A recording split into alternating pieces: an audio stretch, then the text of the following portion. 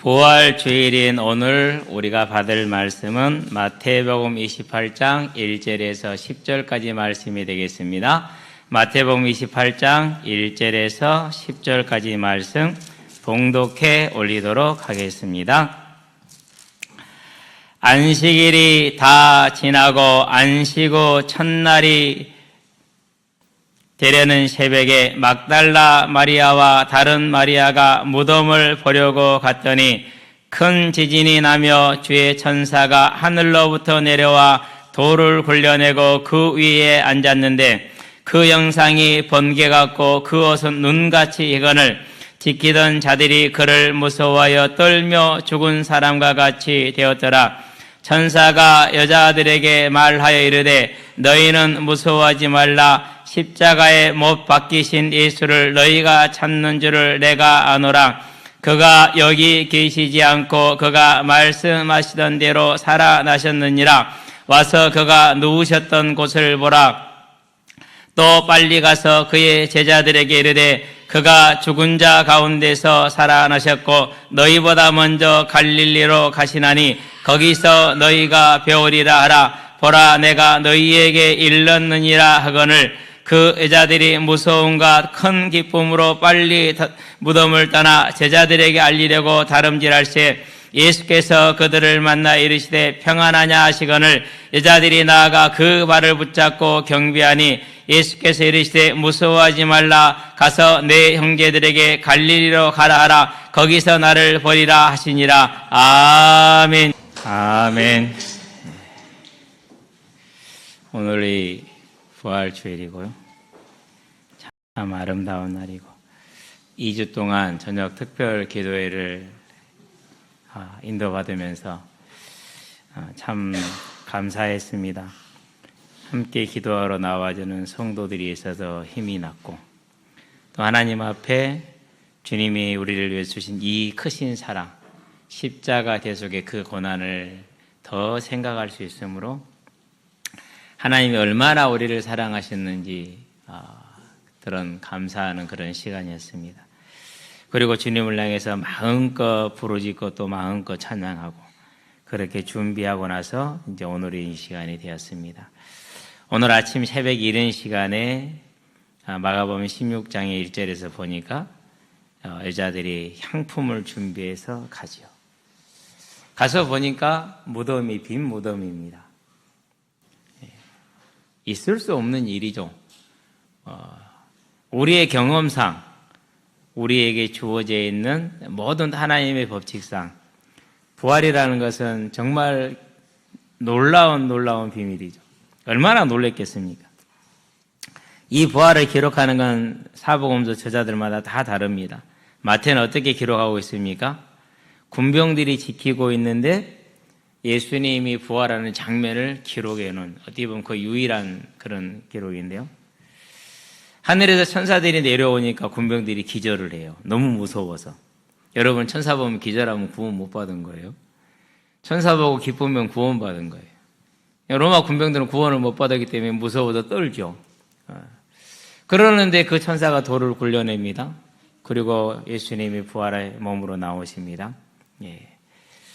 그 세마포, 쌌던 세마포를 벗었기 때문에 맨몸이 아니죠. 새로운 흰 옷을 입었습니다. 새 옷이죠, 그러니까. 우리가 앞으로 입을 옷을 주님이 먼저 입으시고 나오셔서 계시는 겁니다. 아마 군병들은 거의 기절해가지고 있을 겁니다.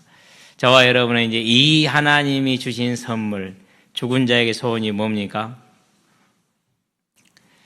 항상 새롭게 기억나는 것은 85년 초겨울입니다. 늦겨울, 85년 늦겨울. 아버님이 돌아가셨어요. 연락을 받고 집에 가서 보니까 병풍 뒤에 누워 계시더라고요. 그 얼굴이 지금도 잊어버리지 않아요. 그리고 더 오래전 거는 이제 79년. 그보다 더 오래된 건 이제 저희 작은 어머니. 여름 비 오는 날이었어요. 비가 막 추적추적 내리고 있는데 우리 작은 집은 또 지리가 조금 낮아요. 정말 이렇게 작고요. 이제 초상이 났으니까 어른들이 일을 하고 있을 거 아니에요. 그 어린 제가 갔어요. 가서 작은 집 막 방문을 열고 들어가니까 작은 어머님이 탁 누워 있는 거 있죠. 지금도 그 얼굴을 기억을 해요. 자는 것 같았어요. 누렇게 못 먹어서 떠가지고. 그 죽은 자가 다시 살아난다. 상상할 수 없는 일입니다. 그리고 또 이제 기억나는 게 동네 누나가 중학교 1학년 들어가면서 교복을 찾으러 간다고 읍내로 자전거를 타고 나갔어요. 그 자전거가 우리 집 자전거였어요. 나갔는데 나가다가 개를 잡는 다리가 있어요. 도로에. 지금도 그 도로는 있어요. 옆에 이제 새도로가 생겼지만은 같이 그대로 있어요. 근데 운전자들이 항상 그런 얘기를 해요. 사고 나고 나서. 분명히 자기는 누가 뛰어들어서 피하려고 핸들을 꺾었는데 꺾고 나니까 사람을 쳤다라는 거죠. 귀신의 장난이죠, 그러니까. 실제로 그런 일이 참 많았어요. 그래서 이제 작은 그 동네 누나가 죽었어요. 그러고 이제 그 아이의 부서진 발목을, 지금도 기억나, 발목이 부서져 있었어요. 붙들고 우는 친구 어머니의, 지금 저에게는 후배였는데요. 후배 어머니의 그 통곡이 지금도 기억이 있어요. 아이의 이름을 부르면서 간절히 기다리는 거예요. 혹시 일어날까 봐서. 다 그렇죠. 부모로 자식을 잃어버린 부모들의 마음은 그래요. 안 일어나죠. 다음 날에 이제 리어카에 관을 싣고 와서 그 관에다 넣고 리어카에 싣고 갔어요. 그리고 땅에다 묻었죠. 이제. 그리고 죽음을 많이 보았기 때문에 죽은 자가 살아나는 건 정말 놀라운 일입니다. 얼마나 놀랬겠습니까? 자, 그러면 이제 우리가 예수님의 시간표를 조금만 따라가 볼게요. 일단은 이제 예루살렘 입성을 빼놓고요. 목요일 저녁에 유월절 식사를 하시죠. 네. 그리고 그 밤에 이제 겟세마네 동산에 기도하러 올라가십니다. 여러분 목요일 저녁에 뭐 했습니까? 그렇죠. 그리고 이제 기도하는 중에 얼마를 기도하셨는지 모르는데 아마 3시간 넘게 기도했다라는 것은 우리가 말씀을 통해서 생각을 해볼 수 있어요. 너희가 1시간도 깨어 있을 수 없더냐. 근데 이제 유대인들의 시간 개념은 1시간이 2시간 개념이에요. 우리로 치면은. 근데 1시간은, 오늘날로 치면 1시간이라도 그렇게 3번을 왔다 갔다 하시죠. 그럼 몇 시간 기도하신 거예요? 3시간을 기도하신 거예요. 그럼 저녁 식사가 7시에나 끝났다고 치면은 밤 10시가 넘었다라는 사실, 오고 가는 거리가 있으니까. 그러고 이제 배반한 가룟 유다가 로마의 군병들, 저는 그냥 몇몇 온 줄 알았어요. 1개 분대 정도. 뭐 그 정도면 충분하잖아요. 많이 봤자 뭐 2개 분대나 되면 되거든요. 그러는데 요한복음 기록을 보니까 18장 12절에 천부장이 동행을 했어요. 천부장은 몇 명을 거느리는 군사입니까? 장입니까? 1000명을 거느려요. 그걸로 봐서는 겟세마네 동산 그 산을 아예 로마군이 전부 다 둘러서 포위를 했다라고 밖에 생각을 할 수가 없어요. 천부장이 동원됐는데 사단장이 떠서 지금 누군가를 잡으러 가는데 밑에 뭐 이렇게 여하 대대장들이나 병사들이 먹사에 놀고 있습니까? 그럴 일은 없거든요. 그렇죠. 어마어마한 사건이 지금 목요일날 밤에 일어나는 겁니다. 그렇게 잡아다가 어디로 가느냐? 안나스라는 대제사장의 집으로 갑니다. 거기서 1차 신문이 진행됩니다. 그 다음에 가야바의 집으로 갑니다. 가야바와 안나스는 사돈과 장인, 그런 사이와 장인 사이입니다. 둘 다 대제사장입니다. 그러고 새벽에 바나바에게, 본디오 빌라도에게 끌려갑니다. 본디오 빌라도에게.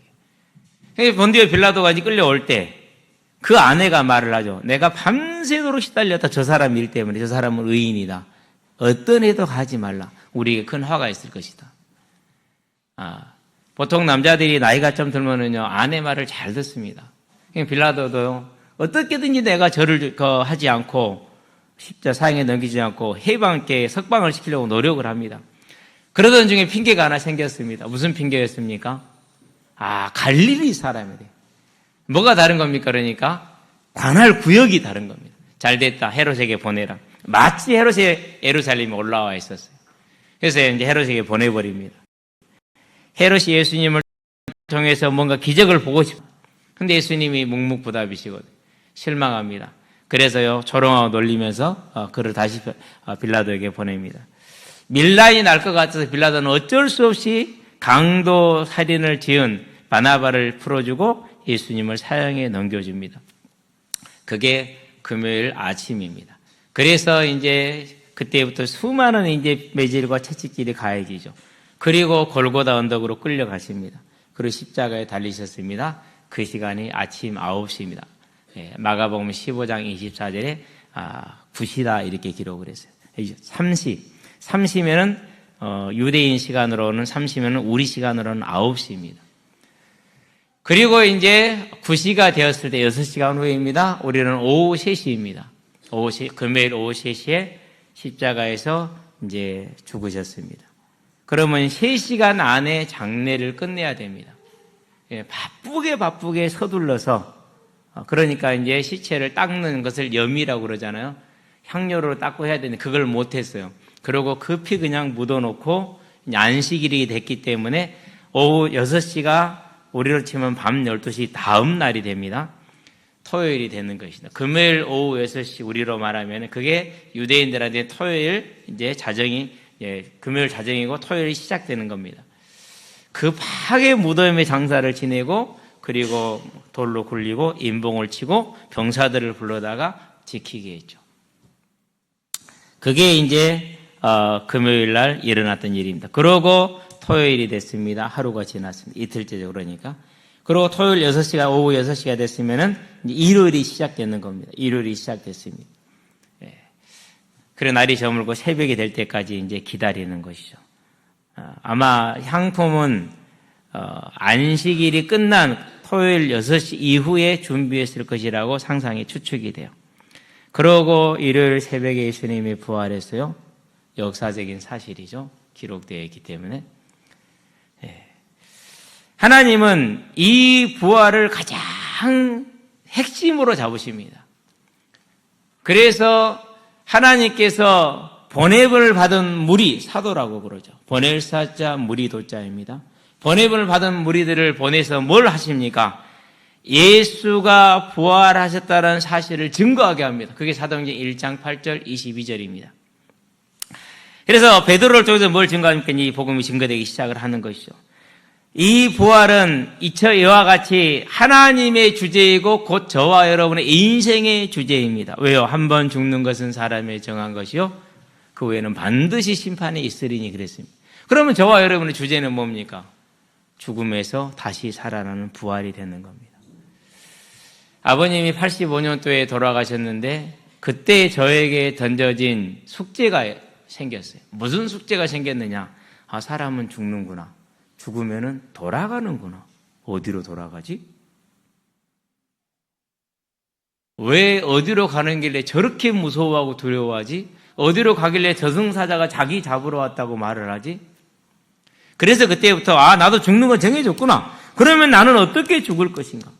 죽고 나서 나는 어떻게 될 것인가? 제 인생의 숙제였어요. 풀 수가 없었어요. 저와 여러분, 이것이 인생의 주제라는 것, 저와 여러분은 이 시간에 알게 되는 은혜가 있게 되길 바랍니다. 그래서 우리의 삶이 것을 위한 삶이 아니라 있어도 되고 없어도 되는 그런 것을 위한 삶이 아니라 영원히 썩지 아니할 천국에 대한 소망, 부활에 대한 소망이 세워지는 오늘 부활절 예배가 되기를 주의 이름으로 축원드립니다. 본론입니다. 부활과 소망입니다. 자, 부활의 전제가 죽음이라고 그랬습니다. 죽음은 우리가 흔히 알기를 그냥 육신이 죽는 걸로 끝나는 걸로 생각합니다. 그런데 더 중요한 것은 이것도 우리는 생각지 않고 살아갑니다. 우리 삶에 내가 죽을 것이라는 걸 알고 그 죽음을 준비하는 삶을 사는 사람이 있습니까? 아마 많지 않을걸요.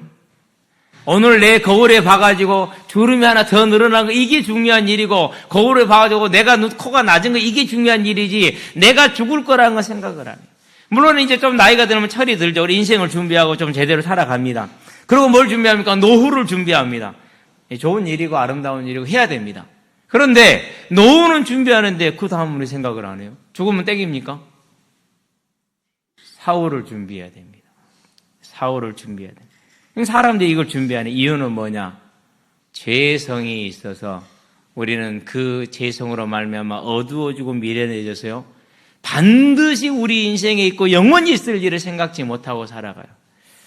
이성 없는 짐승들과 같은 그런 모습이 되어버린 겁니다. 저와 여러분들은요, 이제 우리의 삶에는 죽음이 있다라는 것과 그 이후에는 영원한 삶이 있다라는 것을 반드시 기억하시게 되기를 바랍니다. 기억해야 됩니다.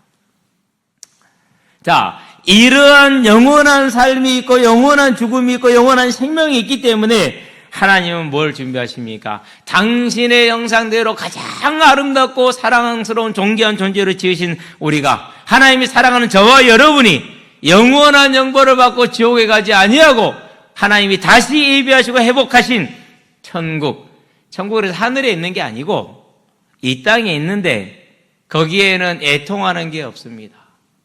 거기에는 다시는 질병이 없습니다.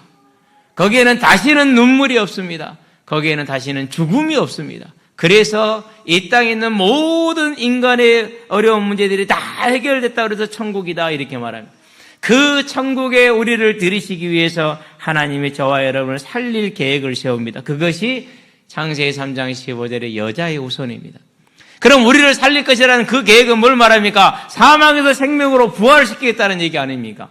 그래서 창세기 3장 15절 복음의 핵심은 뭐냐? 사망에서 생명으로 옮겨지는 부활이라는 것이 복음의 핵심이라는 사실입니다. 이 일을 위해서 하나님은 우리에게 약속을 주시고 그 일을 이루기 위해서 아브라함을 부르시고 그 아브라함의 혈통을 통해서 마침내 2000여 년 전에 예수님이 이 땅에 오셨습니다. 그리고 때가 되매 33살로 추정이 됩니다. 누가복음 3장에 보니까 예수님이 사역을 시작하실 때가 3장 2절인가요? 30세쯤 되었더라 그랬어요. 근데 요한복음에 보니까 요한복음 순서대로 기록, 시간 순서대로 6월절이 3번 지나가요. 3년이란 소리죠. 그렇기 때문에 33세쯤 생각을 합니다. 드디어 십자가를 지셨습니다. 그리고 십자가에서 죽으십니다. 여러분, 십자가를 지기 전에 많은 고난을 당하셨죠. 몇 대의 채찍을 맞느냐? 39대를 맞습니다. 여러분, 이 채찍에는요, 새가 달려 있어서 때리면은 그 새가 살에 박힙니다. 그리고 그걸 쫙 당기면 살이 쫙 찢어집니다. 옷을 벗기고 쳤기 때문에 얼마나 찰지게 맞겠습니까? 쫙쫙 달라붙으면 살이 쫙쫙 찢어집니다. 그거 39대를 맞습니다. 얼마나 어렵고 얼마나 아팠겠습니까? 얼마나 고통스럽습니까? 그럼에도 불구하고 자기를 비난하고 자기를 저주하고 자기를 부인하고 다 도망간 그런 제자들 3년이나 함께 있었는데도 불구하고 다 도망가 버리고 저주하고 부인하는 그런 제자들을 바라봅니다. 그런 건 우리 같으면 절대 안 하죠. 그런데 주님은 그러지 않으셨어요. 모든 이들이 바나바를 놓아주고 예수를 죽이라고 그럽니다. 예수님에게 오병이어의 기적을 2번을 통해서 숫자만 9,000명입니다. 남자의 숫자만 9,000명입니다. 5,000명, 4,000명이기 때문에 9,000명이었어요. 근데 거기에 남자만 5,000명이더라, 4,000명이더라 그랬기 때문에 여자들, 아이들까지 하면 수만 명입니다. 그러면 그 수만 명은 예루살렘 주민이 차고 넘칠 만한 수입니다. 그런데 그때 빌라도의 관정에서 그를 십자가에 못 박아로 죽였던 모든 무리들, 아마 그 무리들 중에 반드시 주님으로부터 그 자리에 있었던 사람들이 있었을 것입니다. 그렇게 배은망덕하고 무지하며 잔악한 이들을 위해서 그 십자가의 그 채찍의 고통을 참고 인내하시는 겁니다. 저와 여러분, 이 사랑이 상상이 됩니까? 저는 상상이 안 돼요.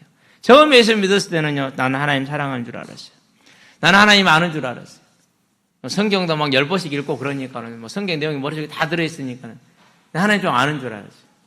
근데 날이 가고 시간이 가면서 주님의 이 사랑을 내가 하나씩 묵상이 되어질 때, 아, 나는 하나님을 사랑하지 않는구나. 나는 하나님의 사랑을 모르는구나. 그리고 나는 아직도 여전히 육신에 거하고 있구나. 그런 나를 사랑하셨고, 그런 나를 구원하셨고, 이런 나를 구원하시기 위해 십자가를 지셨다고. 그 채찍을 견디셨다고. 그리고 700m 떨어진 골고다 언덕으로 이제 십자가를 지고 가십니다. 세로목은 그 자리에 있고요. 가로목만 지고 갑니다. 이렇게 달린 이 가로목만 지고 가십니다. 그런데도 그 정도 매를 맞았으니 사람이 안 죽는 게 신기하죠. 당연히 넘어지죠. 그래서 구레네 사람 시몬에게 그를 지게 합니다. 그리고 이제 골고다 언덕에 올라갔습니다. 사람의 몸무게를 지탱할 못이 얼마면 될까요? 그렇죠. 아마 우리가 쓰는 그 말뚝, 텐트 칠 때 치는 옛날에 쇠고랑 있잖아요. 1cm 정도 되는 두께의 지름 1cm. 그런 대못을 아마 사각형으로 제가 기억을 하는데요. 잘 모르겠어요. 그 대못이 양 팔목에 박힙니다. 뼈는 피했겠죠. 그래도 얼마나 고통스럽고요. 그런 다음에 두 발을 포개고 두 발등에 박힙니다. 뼈를 피할 수 없죠. 같이 으스러지는 겁니다. 사고 당해보신 분들은 그 고통을 아실 겁니다. 가시에 찔려도 깜짝 놀라는 우리인데, 그런데도 그 자리에서 내려오시지 않습니다. 왜 내려오시지 않습니까? 그 십자가를 지고십니까? 누구를 사랑해서요? 관심도 없고 우상을 섬기고 그런 우리를 사랑하셔서 그 고통을 견디십니다. 마침내 십자가에 세워졌습니다. 아침 9시입니다. 1분도 달려있기 고통스러운 그때 6시간을 달려 계십니다. 얼마든지 내려오실 수 있습니다. 참습니다. 그리고 마침내 생명을 다합니다. 그 사랑이 어떤 사랑입니까? 저와 여러분을 사망에서 생명으로 옮기시고자 하는 그런 사랑입니다. 우리는 이 사랑을 받은 사람들인 줄로 믿습니다. 이제 이 주님이 저와 여러분의 주인 되기를 바랍니다. 이 예수님을 우리가 내 주인으로 믿는 것, 내가 하나님을 하나님인지 알지 못하는 삶을 살았고 내 욕심과 내 육신을 채우기 위해서 내 문제를 해결하기 위해서 살았던 이 모든 삶이 열심히 삶은 그 열심히만큼 모든 게 하나님 앞에는 죄악이 됐습니다. 내가 뭔가를 섬겼으면 그건 우상입니다. 하나님 앞에 큰 죄가 되었습니다. 그런 저와 여러분을 살리기 위해 예수님은 십자가에 죽으셨습니다. 우리는 이 예수님을 우리의 삶의 죄를 회개함으로 믿는 저와 여러분이 되기를 바랍니다. 오늘 이 시간 이 예수님을 우리가 고백하는 고백을 함께 하도록 하겠습니다. 다 자리에서 일어납시다.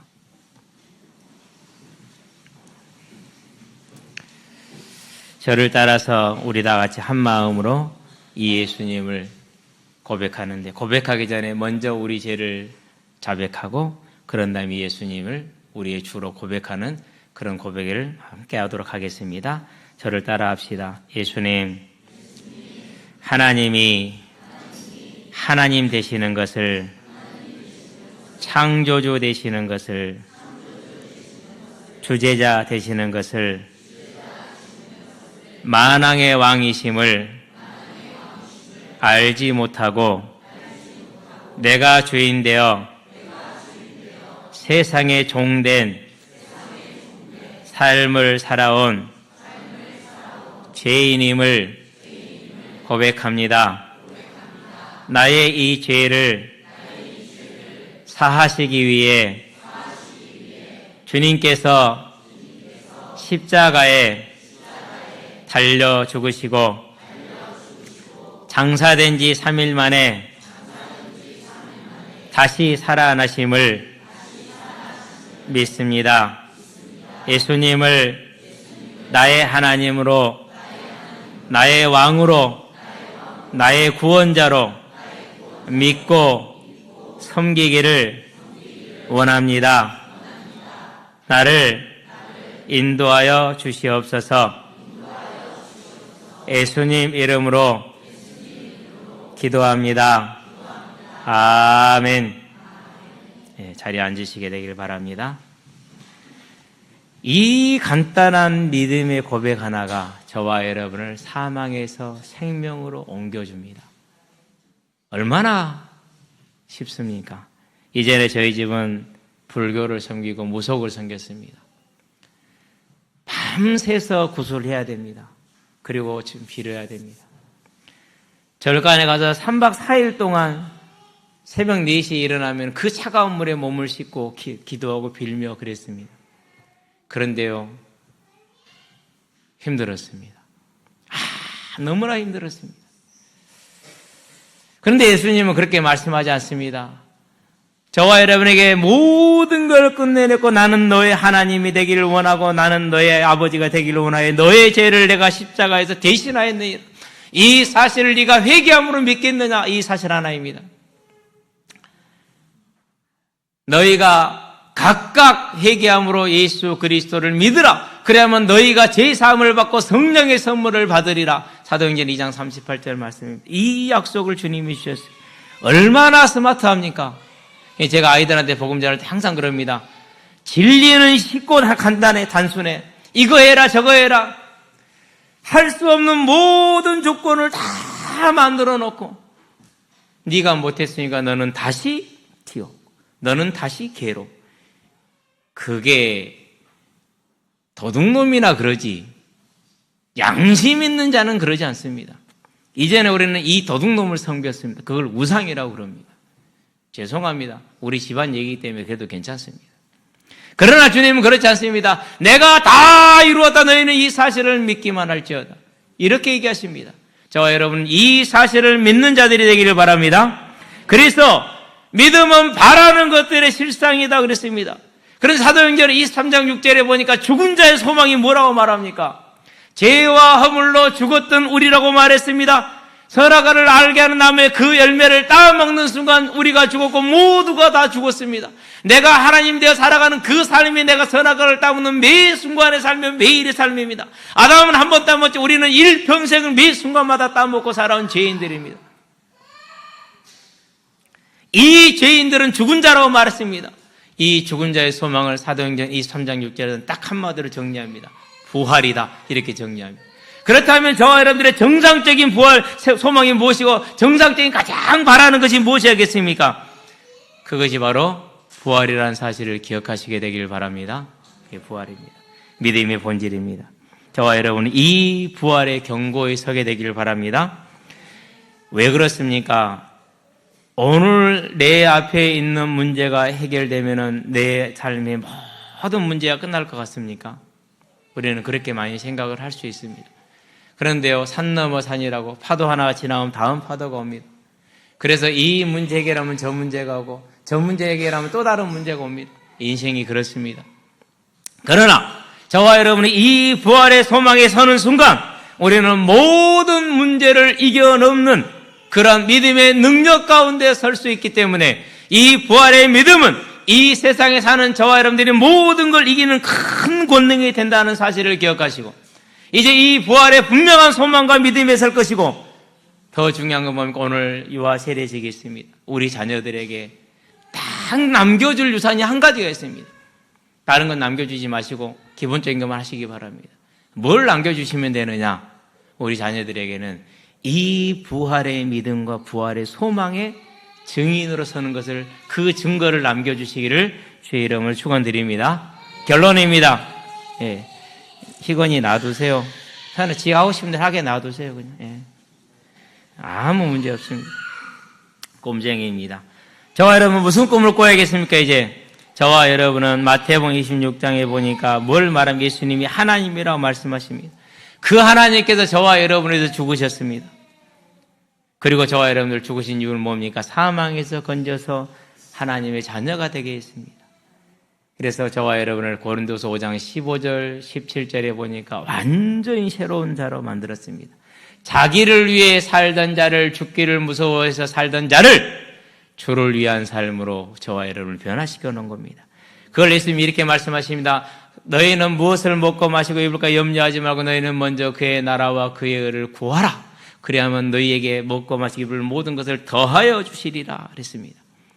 그래서 이제 저와 여러분 우리의 삶에 있는 모든 어떤 문제가 있든지 간에 그 문제에 매이지 마시고 그 모든 문제 속에서 우리가 부활의 믿음과 부활의 소망에 세워질 때 나에게 있는 경제의 문제, 나에게 있는 건강의 문제, 나에게 있는 갈등의 문제 그 어떤 문제든지 간에 하나님의 뜻을 이루는 생명을 살리는 문제로 이어지고 새로운 길이 된다는 사실을 기억하시게 되기를 바랍니다.